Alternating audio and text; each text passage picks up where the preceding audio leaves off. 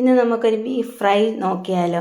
അപ്പോൾ അതിന് നമ്മൾ ആവശ്യമായിട്ട് 1 കിലോ ബീഫാണ് എടുത്തേക്കുന്നത്. അപ്പോൾ അത് കഴുകി വൃത്തിയായിട്ട് എടുത്തതിന് ശേഷം നമ്മൾ വെള്ളമെല്ലാം കളഞ്ഞതിന് ശേഷം നമ്മൾ അതിനകത്തോട്ട് 1 സ്പൂണ് ഉപ്പും ഇട്ട് മുളക് പൊടി മഞ്ഞൾപ്പൊടി ഇട്ട് നല്ല കൈ കൊണ്ട് ഞെരടി നല്ല കൂട്ടി യോജിപ്പിച്ചതിന് ശേഷം നമ്മളൊരു കുക്കർ എടുത്ത് ബീഫിൻ്റെ വേവ് അനുസരിച്ച്, അതായത് പോത്ത് മുതുക്ക് പോത്താണോ ഇല്ലയെന്ന് നമുക്കറിയാൻ പറ്റത്തില്ല, മൂത്ത പോത്താണെന്ന് കുക്കറിൽ വെച്ച് ഒരു 7-8 വിസിലടിച്ചതിന് ശേഷം അത് ഇറക്കി താഴത്ത് വെച്ചതിന് ശേഷം നമ്മൾ നല്ല ഇരുമ്പ് ചീനിച്ചട്ടിക്കകത്ത് വെക്കുകയാണെങ്കിൽ നല്ലവണ്ണം ഗോൾഡൻ കളറായിട്ടൊക്കെ നല്ല കളറായിട്ട് വരും. പിന്നെ അതുപോലെ തന്നെ അസുഖങ്ങളൊന്നും പിടിക്കത്തില്ല എന്നൊക്കെ പറയുന്നത്. അപ്പം നമ്മൾ അതിന് ഇരുമ്പ് ചീനിച്ചട്ടി വെച്ച്, ഞാൻ മിക്കതും ഇരുമ്പ് ചീനിച്ചട്ടിയിലാണ് വെക്കുന്നത്.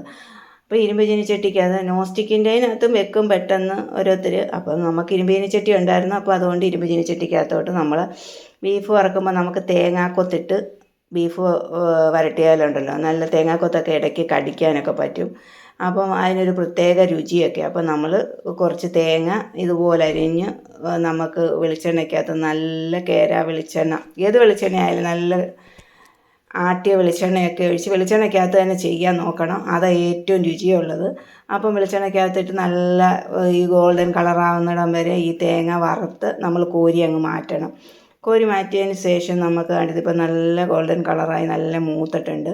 നമുക്കിത് കോരി മാറ്റാം. കോരി മാറ്റിയതിന് ശേഷം ഇതിനകത്തോട്ട് നമുക്ക് ഒരു ജാതിപത്രി, ഗ്രാമ്പു, ഏലക്ക ഇതെല്ലാം കൂടെ സ്പൈസസ് എല്ലാം കൂടെ നമുക്ക് ഇതിനകത്തോട്ട് ഇടാം. നമ്മൾ ഇതിൻ്റെ പൊടിയും ഇടുന്നുണ്ട്. ഈ വറക്കുന്നതിന് പ്രത്യേകമായിട്ട് ഇതും കൂടി ഇട്ടാലേ ഒരു ഇതുള്ളൂ. ഏലക്ക, പട്ട, ഏലക്ക, ഗ്രാമ്പു, ജാതിപത്രി ഇതെല്ലാം കൂടെ ഇട്ടതിന് ശേഷം നമ്മൾ പെരുംജീരകം, വലിയ ജീരകം എന്ന് പറയും, അതും കൂടെ ഇടണം. ഇടയ്ക്ക് കടിക്കാൻ കിട്ടാൻ നമ്മളിതിൻ്റെ സ്പൈസസ് ഇടുന്നുണ്ട്, എങ്കിലും നമ്മളിതിങ്ങനെ ഇടണം. എന്നിട്ട് നമുക്ക് സവാളയൊക്കെ വരട്ടിയതിന് ശേഷം നല്ലവണ്ണം ഈ സമയത്ത് നമുക്ക് സവാളയ്ക്ക് ആവശ്യമായ ഉപ്പും കൂടെ ചേർക്കണം. നേരത്തെ നമ്മൾ ഉപ്പ് ചേർത്ത ബീഫ് വേവിച്ച് വെച്ചിരിക്കുന്നത് കുക്കറിനകത്ത്. അപ്പോൾ നമ്മൾ ഇതിനാവശ്യമായിട്ട് നമുക്ക് ഈ ഉള്ളി വരണ്ട് വരാൻ ആവശ്യമായിട്ടുള്ള ശകല ഉപ്പും കൂടെ നമുക്കിതിൻ്റെ കൂടെ ചേർക്കാം. ഇതിൻ്റെ കൂടെ ചേർത്ത് നമ്മളിത് വരണ്ട് വരുമ്പോഴത്തേക്ക് നമുക്ക് ഇതിനകത്ത് തന്നെ നമുക്ക് എന്തോ ചെയ്യണം, നമുക്ക് ഇതിനകത്ത് തന്നെ നമ്മൾ ഉപ്പ് ഇപ്പം വാടാനിട്ട് നമ്മൾ അത് കഴിഞ്ഞ് ഇഞ്ചി, പച്ചമുളക്, വെളുത്തുള്ളിയൊക്കെ മുഴുവനെയാണ് 4 അല്ലി ഇട്ടേക്കുന്നത്. ഇഞ്ചി കൊത്തി അരിഞ്ഞിട്ടേക്കുന്നത്. നമ്മൾ കറി വെക്കുമ്പോൾ ചതച്ചാണ് ഇടുന്നത്. ഇതിന് നീളത്തിൽ നമ്മളിത് ഇടയ്ക്കൊക്കെ കടിക്കുമ്പോൾ നിങ്ങൾ ഈ രീതി ചെയ്ത് നോക്കുക, അന്നേരം നിങ്ങൾക്ക് തീർച്ചയായിട്ടും ഇഷ്ടപ്പെടും. നല്ലവണ്ണം വെളുത്തുള്ളി മുഴുവനെ 4 എണ്ണം ഇട്ടു. അത് കഴിഞ്ഞിട്ട് നമ്മൾ പച്ചമുളക് നീളത്തിൽ കീറിയ, കറി വെക്കാൻ നേരം നമ്മൾ ചതച്ച, ഇതെല്ലാം പ്രത്യേകം ശ്രദ്ധിച്ചോണം. ഈ ഒരു രീതിയിൽ നിങ്ങൾ ചെയ്യണം. നല്ല കറിവേപ്പില, ഫ്രഷായിട്ടുള്ള കറിവേപ്പിലയാണ്. ആ കറിവേപ്പിലയും നമ്മൾ ഇട്ടു.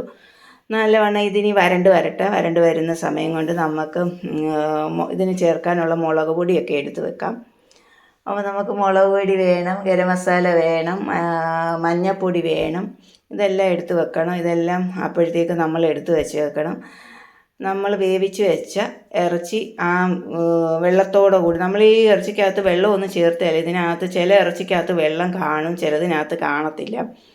അത് ഒരേ ഇറച്ചിയുടെ തമിഴ്നാട്ടിൽ നിന്ന് വരുന്നത് കാണും, നാട്ടിൽ വളർത്തുന്നത് കാണും. അപ്പം അങ്ങനെയുള്ളതിനകത്ത് അങ്ങനെ പല രീതിയിലുള്ള, അപ്പം ബീഫ് കുറച്ച് നെയ്യോട് കൂടിയതും നമ്മൾ വാങ്ങിക്കാൻ ശ്രദ്ധിക്കണം. ഇതിനകത്ത് നെയ്യില്ല. അപ്പോൾ നമ്മൾ ഇത് വറ്റി വരുമ്പോഴത്തേക്ക് നമ്മൾ നല്ല വറ്റി വന്ന് കഴിഞ്ഞിട്ട് നമുക്ക് മസാല ഇട്ടാൽ മതി. കാരണം നേരത്തെ മസാല ഇട്ടാൽ അതിനകത്ത് പിടിച്ചിരിക്കുമെങ്കിലും അത് അല്ല, ഈ വറക്കുന്നതിന് വേറൊരു പ്രത്യേകതയാണ്.